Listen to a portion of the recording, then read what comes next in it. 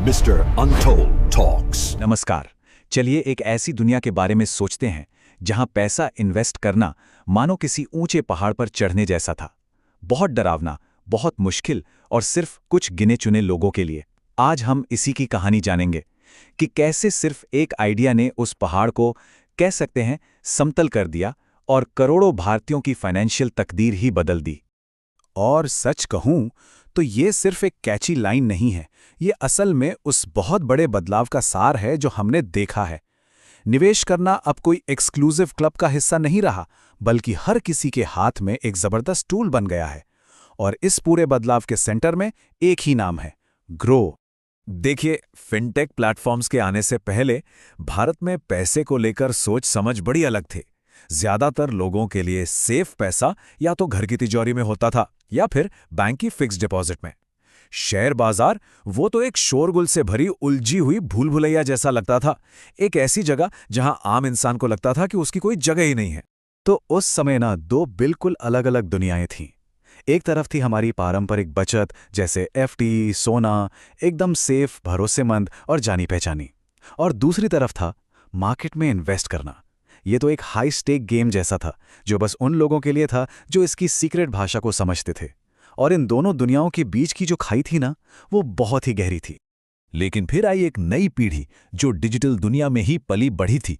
वो उत्सुक थी, वो इस खेल में हिस्सा लेना चाहती थी, लेकिन शेयर बाजार का दरवाजा उन पर लगभग बंद ही था। और ठीक इसी गैप में, मतलब इच्छा और पहुंच के बीच की इसी खाई में, ग्रो के आइडिया का बीज बोया गया। तो ये कहानी शुरू होती है फ्लिपकार्ट के 4 एक्स एम्प्लॉय से, ललित केशरे, हर्ष जैन, नीरज सिंह और ईशान बंसल। ई कॉमर्स की दुनिया में काम करते हुए उन्होंने अपनी आंखों से देखा था कि कैसे टेक्नोलॉजी मुश्किल से मुश्किल चीज को भी बच्चों का खेल बना सकती है। और बस इसी अनुभव ने उन्हें एक सवाल पूछने पर मजबूर कर दिया। ये सवाल जितना सिंपल था ना, उतना ही क्रांतिकारी भी। इसने पूरी की पूरी पारंपरिक फाइनेंस इंडस्ट्री की नींव हिलाकर रख दी। और यही ग्रो का मूल मंत्र बन गया। भाई, अगर टेक्नोलॉजी एक बटन दबाकर फोन खरीदना आसान बना सकती है, तो फिर इन्वेस्ट करना इतना कॉम्प्लेक्स क्यों होना चाहिए? उनका मिशन एकदम साफ था, फाइनेंशियल एक्सक्लूजन की दीवारों को गिराना। वो एक ऐसा पुल बनाना चाहते थे जिससे कोई भी, चाहे उसकी कमाई कितनी भी हो या जानकारी का लेवल कुछ भी हो, वो निवेश की दुनिया में आराम से कदम रख सके। लेकिन सवाल यह है कि उन्होंने ये किया कैसे? उनका सीक्रेट फॉर्मूला क्या था? जवाब सिर्फ एक चीज पर टिका था, यूजर एक्सपीरियंस को सबसे ऊपर रखना। देखिए, ये सिर्फ टेक्नोलॉजी की बात नहीं थी, ये साइकोलॉजी की बात थी। उन्होंने उलझे हुए चार्ट्स और मुश्किल फाइनेंस की भाषा को बाय बाय कह दिया और स्वागत किया एक बिल्कुल साफ सुथरे डिजाइन और ऐसी भाषा का जिसे कोई भी समझ सके। उनका सबसे बड़ा मिशन था उस डर को खत्म करना जो नए इन्वेस्टर्स को आगे बढ़ने से रोकता था। और यही स्तंभ एक नई पीढ़ी के साथ उनका कनेक्शन बने। ग्रो सिर्फ एक टूल नहीं था, ये एक गाइड की तरह था। उन्होंने एसआईपीज यानी सिस्टमैटिक इन्वेस्टमेंट प्लान्स और इक्विटी जैसे टॉपिक्स को इतनी आसानी से समझाया कि हजारों लाखों लोगों का कंफ्यूजन कॉन्फिडेंस में बदल गया। लेकिन ग्रो की सफलता सिर्फ उसके डिजाइन की वजह से नहीं थी।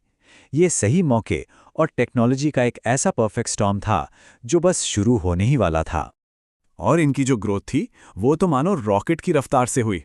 उन्होंने म्यूचुअल फंड से शुरुआत की और देखते ही देखते स्टॉक ट्रेडिंग भी ले आए। 2021 आते आते तो वो यूनिकॉर्न भी बन गए। और फिर आई महामारी, जो एक तरह से उनके लिए एक अनचाहा एक्सेलरेटर साबित हुई, जिसने नए यूजर्स की जैसे बाढ़ ही ला दी। $1 बिलियन से ज्यादा की ये वैल्यूएशन सिर्फ एक नंबर नहीं था। पता है, यूनिकॉर्न का मतलब होता है कोई भी स्टार्टअप जिसकी कीमत $1 अरब से ज्यादा हो। तो ये एक साफ संकेत था कि बड़े बड़े इन्वेस्टर्स भी उनके विजन में विश्वास करते थे कि भारत में निवेश के लोकतंत्रीकरण का समय अब आ चुका था। ये एक हैरान करने वाली बात थी, है ना? जब पूरी दुनिया एक तरह से थम गई थी, भारत में निवेश की गाड़ी उड़ान भर रही थी। लॉकडाउन में लोगों के पास ज्यादा समय था और वो अपने पैसे को बढ़ाने के नए नए तरीके खोज रहे थे। और लाखों लोगों ने, खासकर छोटे शहरों से, ग्रोव जैसे प्लेटफॉर्म्स में मार्केट का अपना पहला दरवाजा खोजा।